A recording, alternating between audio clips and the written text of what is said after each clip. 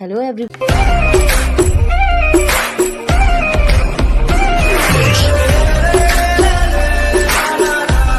Episode के start में हमें एक बहुत ही हैंडसम से वैम्पायर से मिलवाया जाता है जो कि अपनी स्टोरी सुना रहा होता है कि वैम्पायर जिंदा रहने के लिए इंसानों का खून पीते हैं, बिल्कुल इस मॉस्किटो की तरह। ये तब तक इंसान का खून पीते हैं जब तक ये खुद ना मर जाएं, और वैम्पायर्स तब तक पीते हैं जब तक कि इंसान ना मर जाए। एक वैम्पायर बगैर कैप के धूप में नहीं निकल सकता, लेकिन हमें कुछ काम होते हैं जिसके लिए हमें निकलना पड़ता है, और सूरज के असर से बचने के लिए बार बार हमें ब्लड पीना पड़ता है। और हमारे पास कुछ सुपर पावर्स भी होती हैं, जैसे कि हम उड़ सकते हैं और बहुत ही ज्यादा स्ट्रॉन्ग होते हैं। उड़ने की पावर हमें काम करने में बहुत ज्यादा हेल्प करती है। सबसे बुरी चीज ये होती है कि एक वैम्पायर अपना खुद का रिफ्लेक्शन आईने में नहीं देख सकता, और सबके सामने यही दिखावा करना पड़ता है कि जैसे हम खुद को देख पा रहे हैं। सो सॉरी गाइस, वैम्पायर के बारे में बताते हुए मैं तो आपको अपनी मेन लीड का नाम बताना ही भूल गई।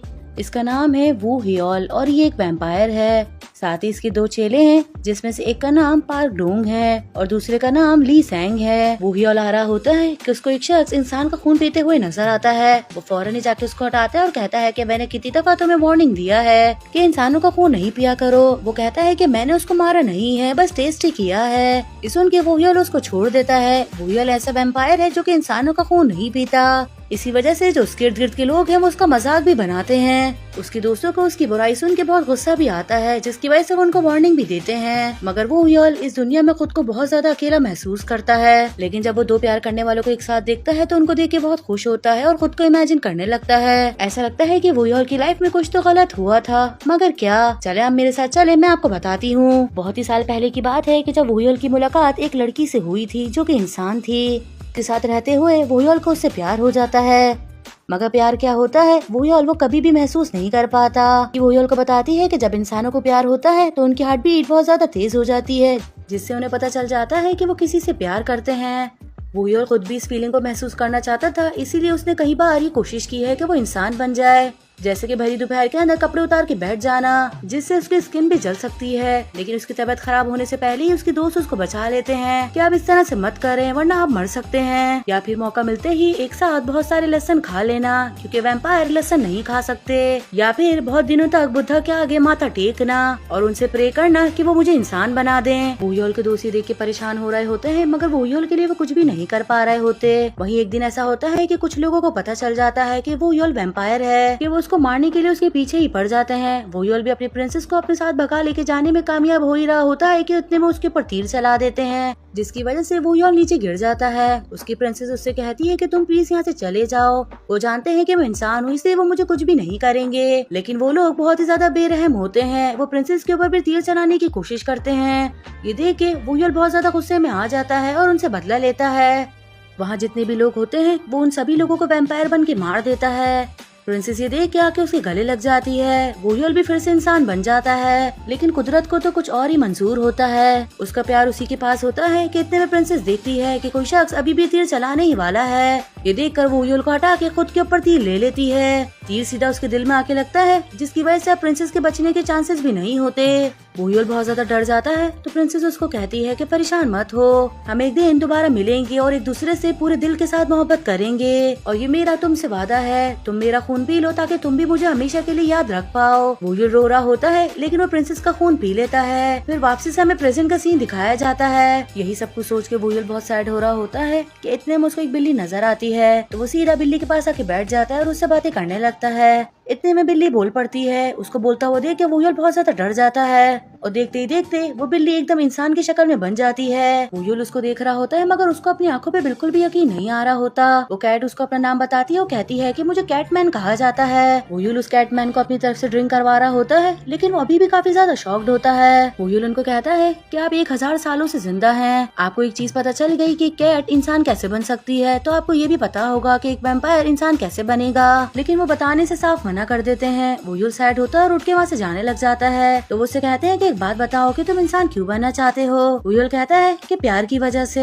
क्योंकि मैंने किसी से वादा किया है कि हम दोबारा मिलेंगे और एक दूसरे से पूरे दिल से मोहब्बत करेंगे। ये सुन के वो कैटमैन खड़ा हो जाता है और वो अचानक से कैट बनने लगता है और कहता है कि तुम्हें 100 सालों के लिए कॉफिन में सोना पड़ेगा। वो हियोल सुन के हंसने लग जाता है और कहता है कि इसका मतलब तो साफ है कि आप मुझे कह रहे हैं कि मैं 100 सालों के लिए मर जाऊं। जिस पे वो एकदम सीरियस हो जाते हैं और कहते हैं कि मर जाओ। वैसे भी वही लोग जो मौत मौत को फेस करने के लिए तैयार रहते हैं वही लोग एक नई जिंदगी पाते हैं। तुम्हें क्या लगता है, क्या तुम इंसान इतनी आराम से बन जाओगे? ये कहते हुए वहाँ से चले जाते हैं और वुयोल सोच में पड़ जाता है। फिर वही नेक्स्ट में दिखाया जाता है कि ये सारी बात वुयोल अपने दोस्तों को बता देता है, मगर उसके दोस्त तो ये बात मानने के लिए तैयार ही नहीं होते, उल्टा उसके ऊपर गुस्सा कर रहे होते हैं और कहते हैं कि अगर तुम 100 साल इस कॉफिन में रह भी जाओगे तो हो सकता है कि तुम इंसान ना बनो। आखिर इस बात की क्या गारंटी है? वुयोल कहता है कि जो भी हो, मगर मुझे उसकी बात पे भरोसा करना पड़ेगा। ये कॉफिन वुयोल के खुद के घर में रखा होता है और वो उसकी चाबी मिस्टर बटलर को दे देता है, जो कि एक इंसान है, और साथ ही उनसे माफी भी मांगता है कि जब आप मरेंगे तो मैं आपके जनाजे में शिरकत भी नहीं कर पाऊंगा, क्योंकि वो खुद 100 सालों के लिए इस कॉफिन में कैद होने के लिए जा रहा है। वो उसको कहते हैं कि कोई बात नहीं, अगर आपने मुझ पर भरोसा किया है तो आप बेफिक्र रहें, मेरी नस्ल दर नस्ल इस घर का ख्याल रखेंगे और ये मेरा आपसे वादा है। वो यूं सुन के खुश होता है और कहता है कि मैं आप पे भरोसा करता हूँ। फिर वो उड़ता हुआ सीधा कॉफिन में चला जाता है। वो यूं जाके उसमें लेट जाता है और उसके दोस्त गेट बंद करने ही वाले होते हैं कि वो अपने दोस्तों से कहता है कि अब हम 100 सालों के बाद मिलेंगे। उसके दोस्त उसको देख कर बहुत ज्यादा सैड हो रहे होते हैं और यही कह रहे होते हैं कि अब तुम्हारे बगैर कैसे जिएंगे। फिर अब हमें 2023 का दिखाया जाता है और साथ ही हमें हमारी मेल फीमेल लीड से मिलवाया जाता है जिसका नाम है इनहाई। वो उठती है और देखती है कि उसका हीटर फिर से खराब हो गया है। वो हीटर चालू करने की कोशिश करती है मगर वो चालू ही नहीं हो रहा होता। ठंड बहुत ज्यादा होती है। वो जैसे तैसे करके ब्रश करने के लिए आती है। इनहाई जिस तरह से अपनी जिंदगी गुजार रही होती है, इसको देख के साफ लग रहा होता है कि इसकी जिंदगी में बहुत ज्यादा प्रॉब्लम्स हैं। फिर वही हमें स्कूल का दिखाया जाता है। इनहाई तैयार हो के सीधा स्कूल आ जाती है। इतने में एक औरत आके पीछे से उसके बाल पकड़ लेती है और बहुत बुरी तरीके से खींचने लगती है। इनहाई उससे पूछ रही होती है कि तुम कौन हो, मेरे साथ इस तरह से क्यों कर रही हो, लेकिन वो बाल छोड़ने के लिए तैयार ही नहीं होती। इतने में प्रिंसिपल और टीचर वहाँ पर आ जाते हैं और इनहाई को छुड़वाते हैं। फिर ये लोग आके ऑफिस में बैठ जाते हैं और इस बारे में बात करने लगते हैं। इनहाई इस स्कूल के एक नर्स है। एक पेरेंट आके इनहाई के ऊपर इल्जाम लगा रहा होता है कि आखिर तुम्हारी हिम्मत कैसे हुई, नर्स होते हुए तुम मेरी बच्ची के बाल काट दो। वो इनहाई के ऊपर इतने इल्जाम लगा रही होती है कि उसकी बात सुनने के लिए तैयार ही नहीं होती। जब उस स्टूडेंट को बहुत ज्यादा गिल्टी फील होता है तो वो अपनी मॉम को कहती है कि बस आप बस कर दें और ये कहकर वहाँ से चले जाती है। इनहाई उनको सारी बात बताती है कि मैंने आपकी बेटी के साथ कुछ भी गलत नहीं किया, उसको स्कूल में बहुत ज्यादा बुली किया गया था, वो खुद मेरे पास नर्स रूम में आई थी, उसके सारे बालों पे बहुत बुरी तरीके से च्युइंगम चिपकी हुई थी जिसकी वजह से मैंने उसके बाल कैंची से काटे थे। फिर वही हमें डोंग का दिखाया जाता है। वो अभी तक वैसे कहीं वैसा होता है और उसने एक स्ट्रीट फूड की शॉप खोली होती है। ऑनर उसके पास आता है और उसको कहता है कि आज भी तुम्हारे पास कोई भी कस्टमर नहीं आया, अगर ऐसे ही चलता रहा तो अच्छा नहीं होगा। डोंग उनको कहता है कि आप परेशान मत हो, जो मेरे पिछले महीने का रेंट है वो भी मैं जल्द से जल्द आपको चुका दूंगा। उनके वहाँ से जाते ही सैंग सामने आ जाता है। डोंग उसको कहता है कि ये सब कुछ तुम्हारी वजह से है, एक तो तुम इतना ज्यादा बिजनेस के अंदर नाकाम हुए और जो पैसे बचे थे वो तुमने सारे गम्बलिंग के अंदर फंसा दिए हैं। अगर ऐसा ही चलता रहा तो हम वुयोल को क्या मुंह दिखाएंगे, उसके उठने में अब वैसे भी सिर्फ 2 ही दिन रह गए हैं, देखो कितनी जल्दी से 100 साल पूरे हो गए। ये दोनों ही वुयोल से मिलने के लिए बहुत ज्यादा एक्साइटेड होते हैं। फिर वही हमें इनहाई का दिखाया जाता है। वो अपने घर पे आई रही होती है कि उसके मालिक मकान उसको रास्ते में मिलते हैं जो कि अपना सामान पैक करके जा रहे होते हैं। इनहाई की पूछने पे वो उसको एक अजीब सी वजह बताते हैं और कहते हैं कि बस कुछ ही दिनों में मैं वापसी आ जाऊंगा। ये कहकर वो वहाँ से चले जाते हैं और इनहाई को उनके ऊपर शक भी नहीं होता। इनहाई अपने घर पर आ जाती है और ड्रिंक कर रही होती है, साथ ही वो अपने डैड को बहुत ज्यादा मिस कर रही होती है। उसके डैड बहुत टाइम से लापता है, एक दफा भी उससे मिलने के लिए नहीं आए। वो यही कह रही होती है कि मुझे तो ये भी नहीं पता कि आप जिंदा है या मर गए हैं। फिर वही हमें सुबह का सीन दिखाया जाता है। इनहाई सो रही होती है कि गेट बजता है। वो जाके चेक करती है तो कुछ लोग आते हैं। इनहाई समझती है कि वो हीटर ठीक करने के लिए आए हैं तो उनसे कहती है कि आप अंदर आ जाएं, जिसपे वो कहते हैं कि शायद आपके मालिक मकान ने आपको बताया नहीं, ये घर कुछ ही दिनों में गिरने वाला है। ये सुन के वो एकदम शॉक्ड हो जाती है और सीधा भागते हुए अपने मालिक मकान की एजेंसी पे जाने लगती है। जब इनहाई वहाँ पे पहुँचती है तो देखती है कि एजेंसी भी बंद पड़ी हुई है और अंदर का सारा सामान भी बिखरा हुआ है। वो उनको कॉल लगाने की कोशिश कर रही होती है मगर कॉल भी नहीं लग रही होती। फिर वो सीधा पुलिस स्टेशन जाती है और जाके कंप्लेन करती है। जब वो मालिक मकान की फोटो दिखाती है तो पुलिस इंस्पेक्टर उसकी और भी ज्यादा तस्वीरें दिखाते हैं और बताते हैं कि ये बंदा अलग अलग भेस बदल के लोगों को इसी तरह से फ्रॉड में फंसाता है। इनहाई उनको कहती है कि आपको इसको पकड़ना चाहिए। पुलिस कहती है कि हम पकड़ भी लेंगे तो क्या फायदा, अब तक तो ये आपके पैसे खा चुका होगा। इनहाई के तो खुद के भी फाइनेंशियल हालात ठीक नहीं होते। वो अपने डैड के लॉयर से मिलती है तो उसके डैड के लॉयर उसको एक पेपर देते हैं और कहते हैं कि आपके डैड के नाम पे एक मेंशन है। इनहाई पेपर्स खोल के देखती है लेकिन वो उन पेपर्स को पढ़ती नहीं है, जबकि उन पेपर्स में साफ लिखा होता है कि इनहाई को जान से ज्यादा उस मेंशन का ख्याल रखना है। इसका मतलब साफ है कि इनहाई बटलर की फैमिली में से है। फिर वही हमें रात का सीन दिखाया जाता है। इनहाई के पास कहीं पर भी जाने की जगह नहीं होती तो वो सीधा इस मेंशन को देखने के लिए आ जाती है। वो चाबी लगा के गेट खोलती है और अंदर आती है। मेंशन काफी ज्यादा बड़ा होता है। वो अंदर आके पूरे मेंशन को देखने लग जाती है। ऊपर का पूरा मेंशन देखने के बाद इन्हाई नीचे तहखाने में आ जाती है, जहाँ पे मिस्टर वोह्योन की बॉडी रखी होती है। फिर इसको एक कॉफिन नजर आता है तो वो सीधा जाके उस कॉफिन का दरवाजा खोल देती है। वोह्योन को अंदर लेटा हुआ देख के वो खुद भी एकदम हैरान होती है। वो करीब से वोह्योन को आके देख ही रही होती है कि इतने में वोह्योन अपनी आंखें खोल देता है। वोह्योन को देख के वो इतना डर जाती है कि फौरन नीचे गिर जाती है और उस रूम में जितनी भी मोमबत्तियां रखी होती हैं वो खुद ब खुद जलने लग जाती हैं। ये चीज तो उसको और भी ज्यादा परेशान करती है। वो कहती है कि ये सब कुछ आखिर क्या हो रहा है। इतने में वोह्योन के हाथ बाहर आते हैं और वो खुद भी उस बॉक्स से बाहर आने लग जाता है। ये देखकर तो वो और भी ज्यादा हैरान हो जाती है। ये देख के इन्हाई बहुत ज्यादा डर जाती है। वो कहती है कि ये सब कुछ आखिर क्या हो रहा है। वोह्योन भी उल्टा ही उस बॉक्स से बाहर निकलता है और हल्के हल्के इन्हाई के करीब बढ़ रहा होता है। इन्हाई जोर जोर से चिल्ला रही होती है और कहती है कि मेरे करीब मत आना। वोह्योन जब ये देखता है कि वो डर रही है तो ये देख के वो खड़ा हो जाता है और कहता है कि तुम बटलर जू की फैमिली में से हो ना, तो डरो मत, अब फाइनली मैं इंसान बन चुका हूँ। ये कहते हुए इन्हाई के करीब बढ़ने लगता है तो इन्हाई कहती है कि वहीं पर ही रुक जाओ और वहीं खड़े होकर मुझसे बात करो। और ये तुम ये क्या कह रहे हो बटलर जू, आखिर ये सब कुछ क्या है? ये सुन के वोह्योन उससे पूछता है कि अब ये मत कहना कि तुम मेरे बारे में कुछ भी नहीं जानती। इन्हाई कहती है कि हाँ मैं वाकई नहीं जानती, आखिर तुम हो कौन? वोह्योन उसको बताता है कि ये घर मेरा है और तुम लोगों को इस घर की रखवाली करने का कहा गया था, तो मुझे तो तुम लोग का शुक्रिया अदा करना चाहिए कि मैं 1000 सालों के लिए सो रहा था और तुम लोगों ने मेरा और मेरे घर का बहुत अच्छे से ख्याल रखा। और बटलर जू की वजह से अब फाइनली मैं इंसान बन चुका हूँ, तुम भी उनके बच्चों में से एक बच्ची हो। इन्हाई को ये सब कुछ झूठ लग रहा होता है और वो कहती है कि इससे पहले मैं पुलिस को बुलाऊं, तुम फौरन यहाँ से बाहर निकलो। ये कहते हुए वो वोह्योन को धक्का देने लग जाती है। इतने में वोह्योन को ब्लड की खुशबू आती है और वो देखता है कि इन्हाई का हाथ कटा हुआ है। ये देखकर वो उसकी तरफ खींचा चला जाता है। इन्हाई उसकी इंटेंशंस को गलत ले लेती है और जोर से उसके मुंह पे एक थप्पड़ मारती है। थप्पड़ खाने के बाद वोह्योन एकदम हैरान हो जाता है और कहता है कि आखिर ये सब कुछ क्या हो रहा है। फिर उसको याद आता है कि मेरा शीशा कहाँ है। ये कहते हुए अपने आईने को ढूंढने लग जाता है। जल्दी से अपना आईना उठाता है और आईने के अंदर अपनी शक्ल देखता है तो उसको अपना फेस धुंधला नजर आता है। ये देखकर वो और भी ज्यादा हैरान होता है और कहता है कि आखिर ये सब कुछ कैसे हो सकता है। इन्हाई भी उसी की हरकतों को देख रही होती है और वो समझती है कि ये कोई पागल है। वोह्योन एकदम शॉक्ड में होता है। उसके हाथ से आईना भी नीचे गिर जाता है। इन्हाई उसके पास आती है और कहती है कि बस अब बहुत हो गया, लेकिन वोह्योन उसके लिप्स पे उंगली रख देता है। ये देख के इन्हाई उसका हाथ उठाती है और कहती है कि तुम्हारी हिम्मत कैसे हुई मुझे टच करने की। वो फौरन ही इन्हाई से डेट पूछता है जिसपे इन्हाई उसको डेट बताती है।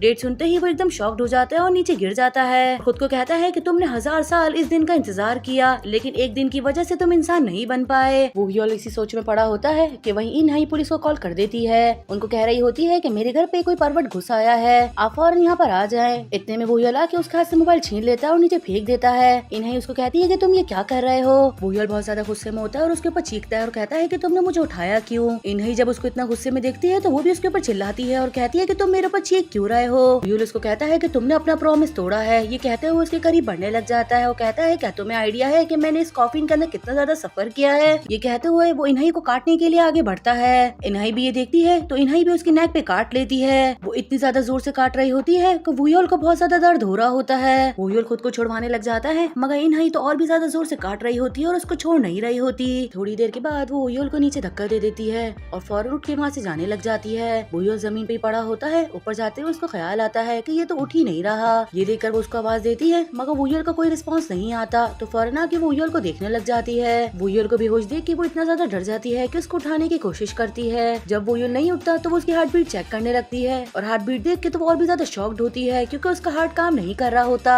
फिर वहीं हमें हॉस्पिटल का सीन दिखाया जाता है। डॉक्टर बहुत ज्यादा कोशिश कर रहे होते हैं कि वोह्योन की सांसें फिर से वापसी आ जाएं। इन्हाई पीछे खड़ी हुई इन लोगों को देख रही होती है। वो खुद भी बहुत ज्यादा शॉक्ड होती है और साथ ही वो बहुत ज्यादा गिल्टी भी फील कर रही होती है कि मेरी वजह से एक इंसान की जान चली गई। थोड़ी देर के बाद डॉक्टर वोह्योन पे से हट जाते हैं और इन्हाई को कहते हैं कि आई एम सॉरी मगर ये मर चुके हैं। इन्हाई सुनते एकदम शॉक्ड हो जाती है और नीचे गिर जाती है और कह रही होती है कि ये नहीं हो सकता। इतने में नर्स उसके पास आती है और उसको उठाने लगती है और कहती है कि आपको हिम्मत रखनी होगी।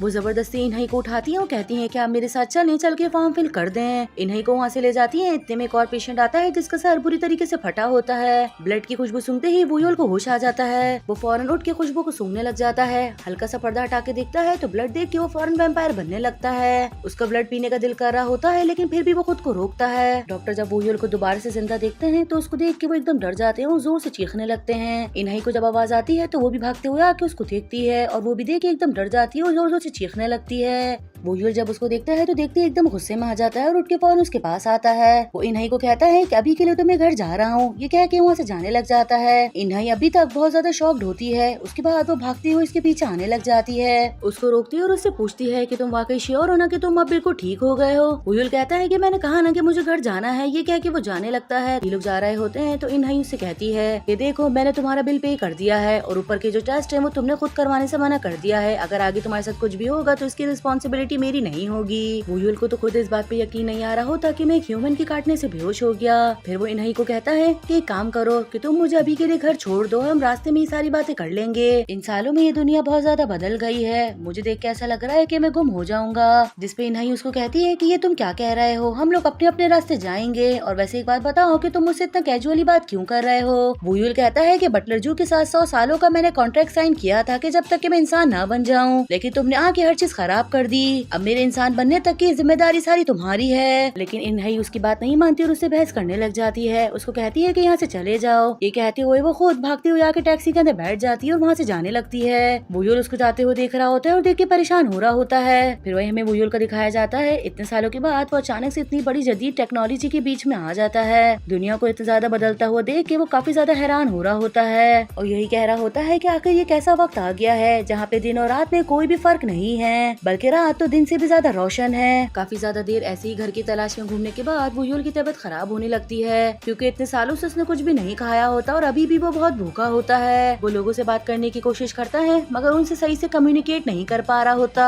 इतने में उसकी टैक्सी नजर आती है तो वो सोचता है कि इन्हई भी उसमें चली गई थी तो मैं भी जाके देखता हूँ। वो जैसी वहाँ पर आता है तो कोई और आके वहाँ पे बैठ जाता है। वोयूल की तबीयत खराब हो रही होती है लेकिन इतने में उसकी नजर एक कैट पे पड़ती है जो कि बिल्कुल कैटमैन की तरह होती है। उसको देख के वो खुश होता है और उससे बात करने की कोशिश करता है। काफी देर बात करने के बाद वोयूल को रियलाइज होता है कि हो सकता है कि ये कैटमैन हो ही ना।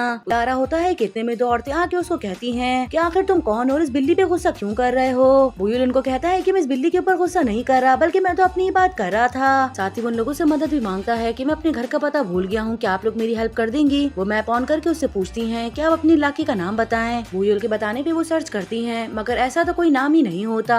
फिर वो उसको कहती हैं कि आपके घर के आसपास कोई मशहूर शॉप वगैरह या कोई चीज हो तो आप उसको बता दें। फिर वोयूल एक टेलर शॉप का नाम बताता है कि जिससे वो हमेशा कपड़े सिलवाया करता था। जब वो नेट पे निकालती है तो वो टेलर शॉप आ जाती है। ये देख के वोयूल बहुत खुश होता है तो उसको बताती है कि ये ज्यादा दूर नहीं है, बस यहाँ से 15 मिनट की ड्राइव पर है। साथ ही वोयूल को एक पता भी दे देती है। वोयूल जिसको फॉलो करते हुए उस टेलर शॉप तक पहुँच जाता है। वो शॉप बंदी हो रही होती है। वोयूल बहुत खुश होता है और जाके उस ओनर को गले लगा लेता है। उसको कहता है कि अभी तक इस नाम की शॉप रखने के लिए थैंक यू सो मच। ये कह के वोयूल भागता हुआ से चला जाता है। शॉपकीपर भी उसके इस बिहेवियर से काफी ज्यादा हैरान होता है। फाइनली वोयूल अपने घर में आ जाता है। घर को देख के उसकी आंखों में आंसू आ जाते हैं और कहते हैं कि तुम्हारा शुक्रिया, अभी तक तुम वैसे ही खड़े हो। थोड़ी देर के बाद वोयूल बिल्कुल रेडी हो जाता है और कहता है कि अब मुझे एक दिन के लिए दोबारा से उस कॉफिन में जाके लेटना पड़ेगा ताकि मैं पूरा इंसान बन सकूं। फिर वो सीधा कॉफिन के पास आ जाता है और कॉफिन को देखता है कि कॉफिन तो जगह जगह से जल गया है। ये देखकर वोयूल बहुत ज्यादा परेशान हो जाता है और वहाँ पे कुछ सामान भी पड़ा होता है। वोयूल को ऊपर से कुछ आवाज आती है तो वो सीधा ऊपर आके देखता है। इन्हें अपना कुछ सामान लेकर यहाँ पर रहने के लिए आई होती है क्योंकि उसका घर तो अब गिरने ही वाला है। ये दोनों एक दूसरे को देख के बहुत हैरान होते हैं। वोयूल कहता है कि तुम्हें क्या लगता है, क्या मैं तुम्हें ढूंढ नहीं पाऊंगा। इन्हें कहती है कि जो भी हो फौरन यहाँ से चली जाओ इससे पहले कि मैं पुलिस को यहाँ पे बुला लूं। वोयूल कहता है कि आखिर मैं क्यों जाऊँ, ये घर तो मेरा है। इन्हें तो उसकी बात मानने के लिए तैयारी नहीं होती और उसको धक्के दे के घर से बाहर निकाल रही होती है। वोयूल कहता है तो फिर ठीक है, फिर मैं तुम्हें अपने पावर्स दिखाता हूँ। ये कहते हुए अपने दांत बाहर निकालने की कोशिश करता है मगर उसके दांत बाहर नहीं आ रहे होते। ये देखकर वो खुद भी बहुत परेशान होता है और उसको कहता है कि एक मिनट रुको। अकेले में कोशिश करने लगता है मगर बहुत कोशिश के बाद भी दांत बाहर नहीं आते। इसके बाद वो उड़ने की कोशिश करता है तो वो उड़ भी नहीं पा रहा होता। फिर वो अपनी ताकत इस्तेमाल करने की कोशिश करता है तो उसकी ताकत भी उसका साथ नहीं दे रही होती। ये सब देख के उसको रोना भी आ रहा होता है। इन्हीं को तो ये सब कुछ एक मजाक लग रहा होता है तो इन्हीं को कहता है कि बस ठीक है, एक काम करो कि तुम मेरी आंखों में देखो। दिखा तो वो इन्हीं को अपनी आंखों में रहा होता है मगर खुद उसकी आंखों में देख लेता है और देख के काफी हैरान होता है क्योंकि इन्हीं की आंखों में उसको अपना चेहरा नजर आ रहा होता है। वो इतना ज्यादा हैरान हो जाता है कि इन्हीं की फेस पे अपना हाथ रखने के लिए जा रहा होता है और वो इन्हई के काफी ज्यादा करीब भी होता है, मगर इन्हई उसको छिचोरा समझने लगती है तो वो धक्का दे के उसको घर से बाहर निकाल देती है। घर से बाहर आने के बाद भी वुयुल बहुत ज्यादा शॉक्ड होता है, लेकिन जब उसको ख्याल आता है तो फौरन गेट बजाने लगता है और कहता है कि गेट खोल दो, ये घर तो मेरा है। इन्हई गेट नहीं खोल रही होती, दरवाजा बजाते ही उसकी खुद की तबीयत खराब होने लगती है और वो खुद को काफी ज्यादा वीक महसूस कर रहा होता है और वो वहीं पर ही बैठ जाता है। घर से बाहर निकलने के बाद इन्हई ऊपर आके चेक करती है,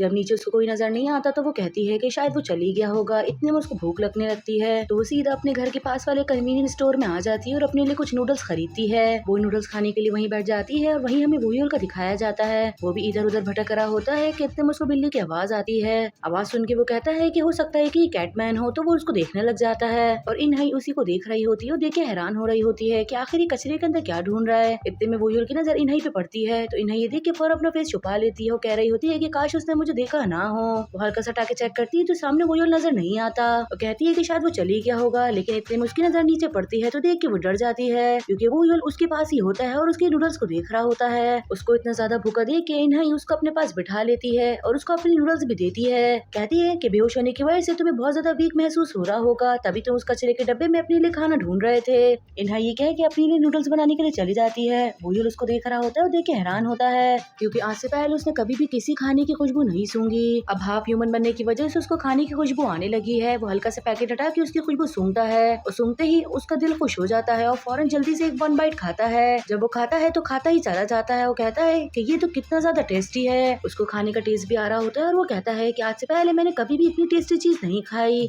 इन्हई वहाँ पर आती है और उसको इतनी स्पीड से खाते हुए देख के बहुत हैरान होती है। उसको कहती है ये तो बहुत गर्म है।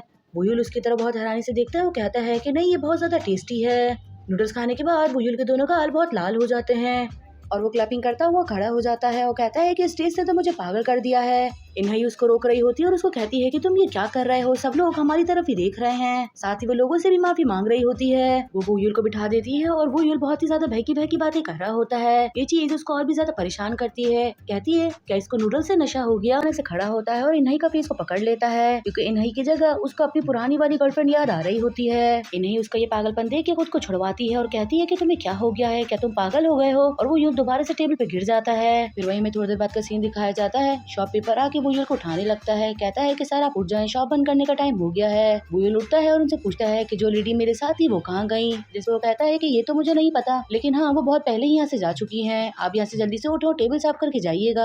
फिर वहीं में दिखाया जाता है वुयुल घर जा रहा होता है और यही कह रहा होता है कि आखिर किस किस्म की लड़की है कि मुझे दोबारा से अकेला छोड़ के चली गई। जरूर ये बहुत ज्यादा सख्त दिल होगी। इतने में उसे सामने रास्ते पे एक बिल्ली बैठी हुई नजर आती है। उसको देख के वो हैरान होता है और समझता है कि शायद ये कैटमैन है। फिर सोचता है कि नहीं, मैं दोबारा से पागल बन रहा हूँ। तो वो इस चीज को इग्नोर करता है और वहाँ से जाने लग जाता है। इतने में पीछे से आवाज आती है कि बड़ों को देख के तुम्हें नीचे झुकना चाहिए। जैसे ही पीछे देखता है तो बिल्ली इंसान बन जाती है। वुयुल कैटमैन को देख के बहुत खुश होता है, फौरन भागता हुआ जाके उनके गले लग जाता है। कैटमैन उसको देख रहे होते हैं। उसके बाद वो उसकी खुशबू सूंघते हैं और सुन के बहुत हैरान होते हैं और कहते हैं कि तुम तो इंसान और वैम्पायर की कोई बीच की चीज बन गए हो। फिर ये दोनों बैठ के बात करने लग जाते हैं और वुयुल उनको सारी बात बताता है, जिसपे वुयुल को कहते हैं कि वो कॉफिन इसीलिए जल गया था क्योंकि वो एक ही दफा एक ही इंसान की सारी बुराइयों को सब कर सकता है। वैसे मुझे सुनकर ये बहुत ज्यादा हैरानी हो रही है क्योंकि उस कॉफिन को तो कोई भी नहीं खोल सकता। आखिर उस लड़की ने इस कॉफिन को कैसे खोल लिया। आखिर जरूर उस लड़की के अंदर कुछ तो बात है, वरना कोई भी आम इंसान उसको नहीं खोल सकता। तुम्हें चाहिए कि तुम हमेशा उसके साइड पर रहो और उसके ऊपर नजर रखो, क्योंकि मुझे ऐसा लगता है कि वही तुम्हारे इंसान बनने की चाबी है। फिर वुयुल उनको अपनी पावर्स के बारे में बताता है तो वो कहते हैं कि इतने टाइम से तुम्हें ब्लड की एक भी बूंद नहीं पी, इसीलिए शायद तुम्हारी पावर्स काम नहीं कर रही। ये कहते हुए वुयुल को एक छोटी सी खून की बोतल देते हैं और कहते हैं कि जरूरत पड़ने पे तुम्हारे काम आएगी, बस ख्याल रखना कि उस लड़की को कुछ भी नहीं होना चाहिए, हर हाल में तुम्हें उसको प्रोटेक्ट करना है। नेक्स्ट हमें सुबह का दिखाते हैं। इन्हई सो रही होती है कि उसके पास कॉल आती है। कॉल सुन के इन्हई बहुत ज्यादा शॉक्ड हो जाती है। फिर वहीं हमें दिखाया जाता है वो सीधा भागते हुए अपने पुराने वाले घर पर आती है। वहाँ पे घर गिराने की तैयारी हो रही होती है तो सब लोगों को रोकने लग जाती है। वो कहती है कि ये आप लोग क्या कर रहे हैं। उसको इस तरह करता देख के कुछ लोग उसके पास आते हैं और उससे वजह पूछते हैं। इन्हई उनको कहती है कि एक दिन में अपना पूरा घर कैसा खाली कर सकती थी, मेरा सारा सामान तो अंदर है, आपको मुझे कुछ टाइम देना चाहिए। जिसपे वो इन्हई को कहते हैं कि हम आपके मालिक मकान को ऑलरेडी टाइम दे चुके थे, अगर उन्होंने आपको नहीं बताया इसमें हमारी गलती नहीं है। ये कहते हुए आगे बढ़ने लग जाते हैं तो इन्हई उनको फिर से रोकने लग जाती है। इतने में साइड के हेड यहाँ पर आ जाते हैं और इन्हई को कहते हैं कि इसका मेरे पास एक रास्ता है। ये कहते हुए वो अपनी साथी को आवाज लगाते हैं, कहते हैं कि मैडम का जो भी सामान है वो ऊपर से फेंक दो।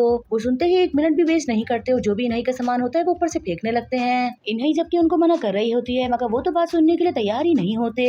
इतने में एक शख्स वहाँ से गुजर रहा होता है तो वही सब कुछ होता हुआ देख के रुक जाता है और पूछता है कि आखिर ये सब कुछ क्या चल रहा है। इनका नाम है मिस्टर शिन। साथ ही वो लोगों को भी डांटते हैं कि आखिर ये आप लोगों के बिजनेस करने का तरीका है।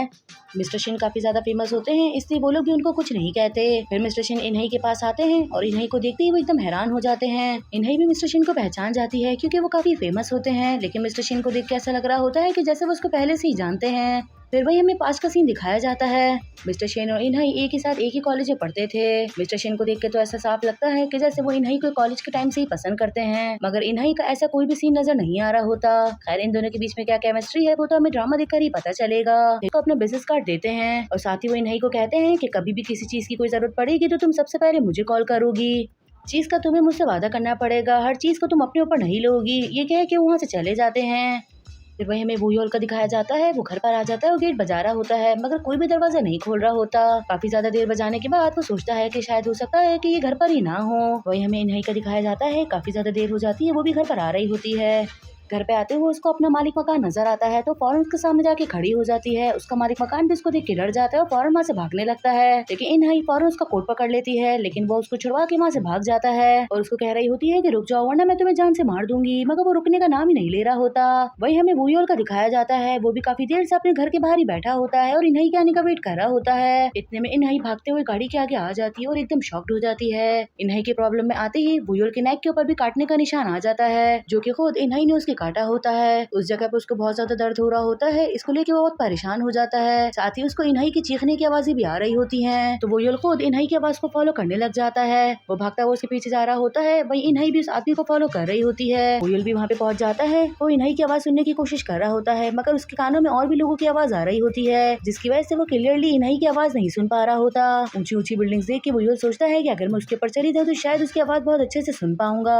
ये सोचते हुए वो कैटमैन की दी हुई ब्लड की शीशी निकाल के उसको पी लेता है। ब्लड पीते ही बुयोल के अंदर पावर्स आ जाती हैं, वो दोबारा से वैम्पायर बनने लगता है। तो वो सीधा उड़ते हुए बड़ी वाली बिल्डिंग के ऊपर चढ़ जाता है। वही हमें इन्हीं का दिखाया जाता है। वो भी ऐसी जगह पे आ जाती है जहाँ पे बहुत ज्यादा अंधेरा होता है। इतने में पीछे से वो आदमी आके इन्हीं को दीवार के ऊपर धक्का देता है और उसको कहता है कि तुम बहुत ज्यादा जिद्दी हो, ऐसे आसानी से बात नहीं मानोगी। उसके हाथ में एक लोहे की रॉड भी होती है। इन्हीं अब भी उसको यही कह रही होती है कि मेरे पैसे वापसी करो। वही हमें बुयोल का दिखाया जाता है। वो कान लगा के इन्हीं की आवाज सुन रहा होता है कि उसको पता चलता है कि इन्हीं किसी बड़ी मुसीबत में है। उसकी आवाज सुनते ही वो फौरन भागते हुए वहाँ से जाने लग जाता है। फिर वापसी से हमें इन्हीं का दिखाया जाता है। इन्हीं उसको बार बार अपने पैसे को कह रही होती है, तो वो गुस्से में आ जाता है और कहता है कि तुम ऐसे पास नहीं आओगी। ये कहते हुए उसको डंडा मारने लगता है, लेकिन इतने में बुयोल वहाँ पर आ जाता है और इन्हीं भी डर की वजह से नीचे बैठ जाती है। बुयोल बहुत गुस्से से उसको देख रहा होता है और आते ही फौरन उसको एक लात मारता है, जिसकी वजह से वो उड़ता हुआ पीछे जाता है। इन्हीं भी बुयोल को खड़ा देखती है तो देख के हैरान होती है। इतने में वो शख्स दोबारा से भागता हुआ आता है और बुयोल के ऊपर अटैक करता है, लेकिन बुयोल को तो जरा सा भी फर्क नहीं पड़ता।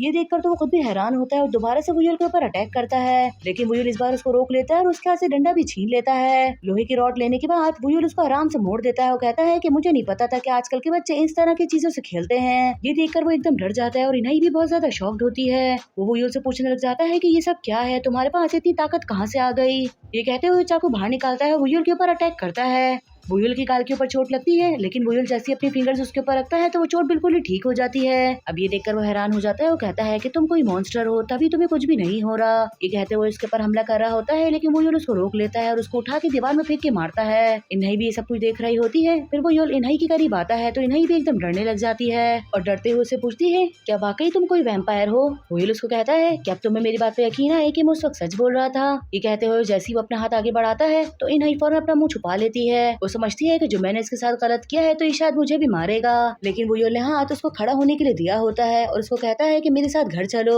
ये सुनकर इन्हीं बहुत ही हैरानी से उसको देख रही होती है। ये सुनकर वो उसका हाथ पकड़ने लगती है कि इतने में वो देखती है कि उसका मालिक मकान वहाँ से भाग रहा है। ये देखकर वो बुयोल का हाथ पकड़ के खड़ी होती है और खुद भागती हुई वहाँ से जाने लग जाती है। बुयोल देखिए खुद भी बहुत ज्यादा हैरान होता है। वो कहता है कि आखिर ये करना क्या चाह रही है। इतने में उसकी नजर उसके वॉलेट के ऊपर पड़ती है तो वो उसको उठा लेता है। बुयोल का दिखाया जाता है, वो भी इन्हीं के बारे में ही सोचता हुआ आ रहा होता है कि ये कितनी ज्यादा बुरी है। मैंने अपनी जान पे खेल के उसकी जान बचाई और वो मुझे थैंक यू किए बिना ही वहाँ से चली गई। सोचते हुए एक शॉपिंग मॉल के पास पहुँच जाता है जहाँ पे काफी सारे लोग शॉपिंग बैग लेके निकल रहे होते हैं। ये देख के वो हैरान होता है और कहता है कि आखिर ये कौन सी जगह है। फिर वो मॉल के अंदर आ जाता है और पूरा मॉल देखने लग जाता है। मॉल देख के बहुत हैरान होता है कि इतने में उसकी नजर कुछ कपड़ों के ऊपर पड़ती है जो कि उसको बहुत अच्छे लगते हैं। बुयोल फौरन उस कोट को जाके ट्राई करके आ जाता है। बुयोल बारी बारी कपड़े ट्राई करके आ रहा होता है। हर कपड़ा ही उसके ऊपर बहुत अच्छा लग रहा होता है। ऐसा लग रहा होता है कि जैसे वो कोई मॉडलिंग कर रहा हो। वुयल बहुत सारे कपड़े ट्राई करता है और सारे कपड़ों का ढेर लगा देता है। यहाँ तक कि वो अपने लिए बहुत ही ज्यादा एक्सपेंसिव कोट भी खरीदता है। कपड़े बहुत ही ज्यादा महंगे होते हैं। तभी शॉपकीपर उससे पूछता है कि आप पेमेंट किस्तों में करेंगे,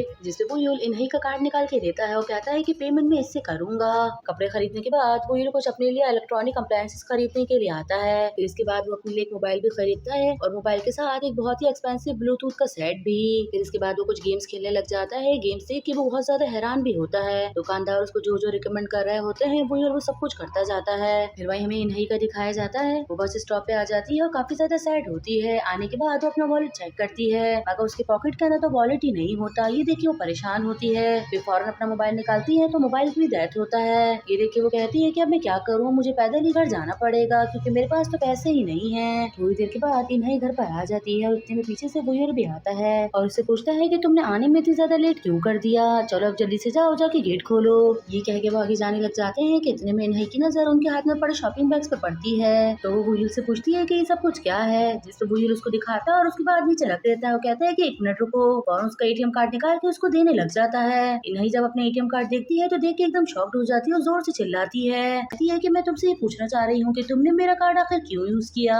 वो इतना ज्यादा चिल्ला रही होती है कि वुयल को उसको देख के डर लग रहा होता है और उसको कहती है कि तुम्हें क्या लगता है, क्या मुझे इन चीजों के बारे में नहीं पता इसीलिए मेरे पास चीजें नहीं है? ऐसा नहीं है, बल्कि मैं इतने सालों से ये सड़ी हुई हैंड फ्री इस्तेमाल कर रही हूँ। ये कहते हुए बैठ जाती है और रोने लग जाती है। वो कहती है कि अगर तुम मुझे काट नहीं चाहते हो तो मुझे काट लो ताकि मैं एक ही दफा में मर जाऊँ। ये सुन के वुयल उसको कहता है कि तुम ऐसा क्यों कह रही हो, मैं तुम्हें मार नहीं रहा। इन्हीं कहती है कि तुम मुझे मार दो, वैसे भी जीने का मकसद तो तुम मेरा खत्म ही कर चुके हो। ये सुन के वुयल उसको कहता है कि इतने से पैसों के बीच तुम मरने की बात कर रही हो। इन्हें ये सुन के हैरान होती है और फौरन उसके पास आके खड़ी हो जाती है। उसको कहती है कि तुमने क्या कहा, दोबारा से कहो। तुम नहीं जानते कि मैंने अपनी लाइफ कितनी ज्यादा मुश्किलों से गुजारी है ताकि मैं पैसों को बचा सकूं। मैं हर रोज सिर्फ एक्सपायरी खाना खाती थी, यहाँ तक कि मेरे पास सोने के लिए बिस्तर तक नहीं था। तो इस बात से तुम आइडिया लगा लो कि पैसा ही मेरे लिए सब कुछ है। तो आइंदा पैसे को लेके मुझसे इस तरह की बात मत करना कि मैं तुम्हारे पैसे तुम्हें वापसी कर दूंगा। तुम्हें क्या लगता है कि मैं कॉफिन में जाने से पहले क्या मैंने कुछ भी प्लान नहीं किया होगा? फिर वही में दिखाया जाता है कि वो यूल सीधा अपने कॉफिन के पास आ जाता है। वो अपने कॉफिन को देख के हैरान होता है क्योंकि वो पूरा जल के राख हो गया होता है। कॉफिन के पास ही एक तख्ता लगा होता है। वुयल उसको हटाता है और नीचे एक तहखाना होता है जिसके अंदर एक बॉक्स रखा होता है। वुयल को याद आता है कि इस कॉफिन में लेटने से पहले उसने इस बॉक्स के अंदर बहुत सारा सोना रखा था। ये सोचते हुए कि भले से दौर बदल जाएगा मगर सोने की कीमत में तो और भी ज्यादा इजाफा होगा। लेकिन जब वो उस बॉक्स को खोल कर देखता है तो वो बिल्कुल ही खाली होता है। ये देखकर वो एकदम हैरान हो जाता है। फिर वो ऊपर आने लग जाता है और दिखने में तो वो इन्हीं से भी कहीं ज्यादा सैड लग रहा होता है। ऊपर आने के बाद वो इन्हीं को सारी बातें बता देता है, लेकिन इन्हीं को इसकी बात पे यकीन नहीं आता। वो कोट उठा के उसके मुंह पे फेंक के मारती है और कहती है कि जाके खड़े हो जाओ, तुमने सब जो चीजें खरीद के लेकर आए हो मैं सारी चीजें बेच दूंगी। उसके सामने खड़ा हो जाता है और कोट पहन के एक्शन देने लग जाता है, लेकिन इन्हीं उसके फेस की तस्वीर नहीं लेती, सिर्फ नीचे बॉडी की तस्वीर लेती है। वो जैसी फोटोज लेके अपलोड करती है तो एक कस्टमर का मैसेज आता है जो कि उसे डिस्काउंट मांग रहा होता है, लेकिन इन्हीं इसको डिस्काउंट देने से मना कर देती है। कहती है कि मैं तुम्हें एड्रेस लिख के दे रही हूँ, इस एड्रेस पे पहुंच जाना और वो जो कोड लेने के रहेंगे उनको कोड दे देना, लेकिन याद रखना कि मुझे पूरे पैसे चाहिए, बिल्कुल भी डिस्काउंट देने की जरूरत नहीं है। क्या कि इन्हीं सोने के लिए चली जाती है। जब वो स्टेशन पहुंचता है तो देखता है कि यहाँ पर तो हजारों लोग हैं जिन्होंने कैप पहना हुआ है। ये देखकर वो एकदम हैरान हो जाता है और हर एक से पूछने लगता है क्या आप ये जो कोट खरीदना चाहते हैं, मगर कोई भी उसकी बात का कोई रिप्लाई नहीं कर रहा होता। काफी ज्यादा देर गुजरने के बाद एक शख्स आता है और कहता है कि मैं हूँ जिसे ये कोट खरीदना है। जब वुयल उसकी तरफ देखता है तो देख के हैरान होता है क्योंकि वो वुयल का दोस्त होता है, जिसपे सैंग भी उससे पूछता है कि तुम यहाँ पे क्या कर रहे हो। फिर ये दोनों बैठ के साइड में बातें करने लग जाते हैं। वुयल अपनी पूरी कहानी उनको सुनाता है। वो वुयल को कहता है कि हमें तो लगा था कि इंसान बनने के बाद तुम हमें देखना भी नहीं चाहते, इसी वजह से एक दफे भी हमसे मिलने के लिए नहीं आए। ये कह के वुयल से डिस्काउंट मांगने लग जाता है और कहता है कि हम दोनों तो दोस्त हैं। वुयल कहता है कि ये कोट मेरा नहीं है, जिसने मुझे बेचने के लिए कहा है, अगर मैं पैसे पूरे लेके नहीं गया वो तो मुझे छोड़ेगी भी नहीं। फिर वुयल उससे पूछता है कि एक बात बताओ, मेरे घर में जो सोने के बिस्किट रखे हुए थे उसका क्या किया। इस उनके सैंग एकदम हैरान हो जाता है और कहता है कि तुम किस चीज की बात कर रहे हो, मैंने तुमको देखा तक नहीं, तुम क्या सच कह रहे हो, वो पैसे तुम्हारे पास नहीं है। इस उनके सैंग खड़ा हो जाता है और कहता है कि तुम ये क्या कह रहे हो, मैंने तुम्हें कहा ना कि मैं उसको जानता तक नहीं, और वैसे भी सारे शक तुम मेरे पर क्यों कर रहे हो, वहाँ पे बटलर जू और डोंग भी थे। वुयल कहता है कि बटलर जू बहुत अच्छे आदमी थे, वो कभी भी हरकत नहीं कर सकते। थोड़ी देर के बाद सैंग वुयल को लेके डोंग से बुलवाने के लिए लेकर आता है। डोंग उसको देखते ही रोने लग जाता है और फौरन उसको हक कर लेता है। उसको कह रहा होता है कि तुम कहाँ चले गए थे, तुम्हें पता है कि हम तुम्हारे लिए कितने ज्यादा डर गए थे। अच्छा तुम 1 मिनट रुको, ये कह के डोंग अंदर जाता है। वो वुयल के लिए कुछ ब्लड निकाल रहा होता है, ब्लड निकाल के लेकर आता है। ब्लड देखते ही वुयल वैम्पायर बनने लगता है और जल्दी से ब्लड को पी लेता है। डोंग वुईल के लिए बहुत ज्यादा बुरा फील कर रहा होता है तो वो उससे बार बार माफी मांग रहा होता है। सैंग जब ये सुनता है तो उसको कहता है कि तुम इससे बार बार माफी क्यों मांग रहे हो, हमने तो कुछ भी गलत नहीं किया। जिस पे वुईल भी कहता है हाँ इसमें तुम्हारी कोई भी गलती नहीं है, जो मेरे साथ होना तो मेरी किस्मत में लिखा हुआ है। सैंग कहता है कि मुझे तो अभी तक हंसी आ रही है ये सोच सोच के कि तुम इंसान और वैम्पायर की कोई बीच की चीज बन गए हो। इस चीज को इग्नोर कर देता है। वो कहता है कि मैं तुम लोगों से कुछ मांगना चाहता हूँ। जिसपे दोनों उसका हाथ पकड़ लेते हैं और सैंग कहता है कि तुम हमसे मांग के तो देखो, हम जरूर उसको पूरा करेंगे। वुईल कहता है क्या तुम लोग मुझे 5 मिलियन उधार दे सकते हो। ये सुनते ही दोनों एकदम हैरान हो जाते हैं। डोंग तो ये सुनते ही एकदम खड़ा हो जाता है। वो कहता है कि तुम्हें पता भी है कि तुम कितने पैसे उधार मांग रहे हो। मुझे याद आया कि मुझे कुछ लोगों के लिए खाना बनाना है। ये कह के डोंग वहाँ से चला जाता है। फिर वो सैंग की तरफ देखता है तो सैंग कहता है कि मैं तुम्हें क्या पैसा उधार दूंगा, मैं तो खुद कर्जे में हूँ। ये कह के वो भी वहाँ से चला जाता है। फिर वही में नहीं का दिखाया जाता है वो अपना सारा सामान पैक कर रही होती है कि इतने में डोरबेल बजने लगती है। जब वो जाके गेट ऑन करती है तो मिस्टर डू से उससे मिलने के लिए आए होते हैं। इन्हीं उनको देख के हैरान होती है तो वो इन्हीं को कहते हैं कि यहाँ पर मैं किसी काम से आया था तो मैंने सोचा कि पैकिंग में तुम्हारी मदद कर दूं। जिस पे वो कहती है कि ठीक है आप अंदर आ जाए। मिस्टर डू अंदर आ जाते हैं। आने के बाद वो बॉक्स उठाने लगते हैं तो इन्हीं फौरन उनको रोक देती है। वो कहती है कि सारी पैकिंग हो चुकी है, मैं अपना काम खुद कर लूंगी, आप प्लीज परेशान मत हो। जिसपे मिस्टर डू को कहते हैं कि तुम्हें कैब की नीड तो पड़ेगी तो मैं तुम्हें घर तक छोड़ दूंगा, उसके बदले में तुम मुझे कॉफी पिला देना। फिर वही में दिखाया जाता है इन्हीं को लेके घर पर आ जाते हैं और घर देख के वो हैरान होते हैं। इन्हीं से पूछते हैं कि ये घर कितना ज्यादा पुराना है, मुझे तो यकीन नहीं आ रहा कि ऐसे घर अभी भी इस दुनिया में बचे हैं। लेकिन इन्हीं इस बात का कोई जवाब नहीं देती। वो घर तक छोड़ने के लिए उनको थैंक यू करने लगती है। में वुईल भी आ जाता है और आते ही कहता है कि बटलर जी तुम इतनी जल्दी आ गई, और उसके पास आके खड़ा हो जाता है। इन्हीं भी उसको देख के हैरान होती है। मिस्टर डू फौरन पूछते हैं कि ये कौन है। जिसपे इन्हीं कुछ बताए उससे पहले ही वुईल कह पड़ता है कि ये हमारे घर पे क्या कर रहे हैं। अब ये बात सुन के तो इन्हीं एकदम परेशान हो जाती है और उसको समझ में नहीं आ रहा होता कि मैं क्या जवाब दूं। तो वो कहती है कि ये इस घर के मालिक हैं, इनके कुछ पर्सनल रीजंस हैं, इसी वजह से ये कुछ टाइम तक यहाँ रहेंगे, उसके बाद वहाँ से चले जाएंगे। ये सुन के मिस्टर डू अपने बारे में बताते हैं। वो कहते हैं कि मैं इन्हीं का कॉलेज फ्रेंड हूँ। जिसपे वुईल भी बहुत अच्छे से खुद को इंट्रोड्यूस करवाता है। ये दोनों हाथ मिलाते हैं तो मिस्टर डू कहते हैं कि मैंने पहला इंसान ऐसा देखा है जिसके हाथ इतने ज्यादा ठंडे हैं। इन्हीं ये बात सुन के एकदम परेशान हो जाती है और जल्दी से उन दोनों का हाथ हटा देती है और मिस्टर डू को कहती है कि इनका ब्लड सर्कुलेशन अच्छा नहीं है, इसी वजह से इनके साथ ऐसा है। मुझे यकीन है कि आप भी बहुत ज्यादा बिजी होंगे तो आपको यहाँ से जाना चाहिए। ये कहते हुए वो उनको थैंक यू करने लग जाती है। मिस्टर डू जब ये बात सुनते हैं तो वो सुन के वहाँ से चले जाते हैं। उनके जाने के बाद इन्हीं वुईल को देख के मुंह में बड़बड़ाने लगती है क्योंकि उसको वुईल की हरकतों पे गुस्सा आ रहा होता है। फिर वो अपने कुछ सामान उठाती है और वुईल को कहती है कि अंदर चल के बात करते हैं। घर में आते ही वो अपने बॉक्स नीचे रखती है और जैसे ही पीछे पलटती है तो वुईल भी उसकी किताबें उसके हाथ में पकड़ा देता है, जिसकी वजह से इन्हीं नीचे गिर जाती है। वुईल तो आके बैठ जाता है तो वो वुईल के ऊपर गुस्सा करने लगती है। वो कहती है कि तुम्हें अपनी टांग अड़ाने की क्या जरूरत थी, और ये बटलर जो ये तुमने क्या लगा रखा है, तुम्हारा दिमाग खराब हो गया है। वुईल उससे पूछता है कि मैंने कुछ गलत किया है तो इन्हीं कहती है कि उससे हाथ क्यों मिलाया, अगर उसको कुछ पता चल जाता तो फिर तुम्हारे साथ क्या होता।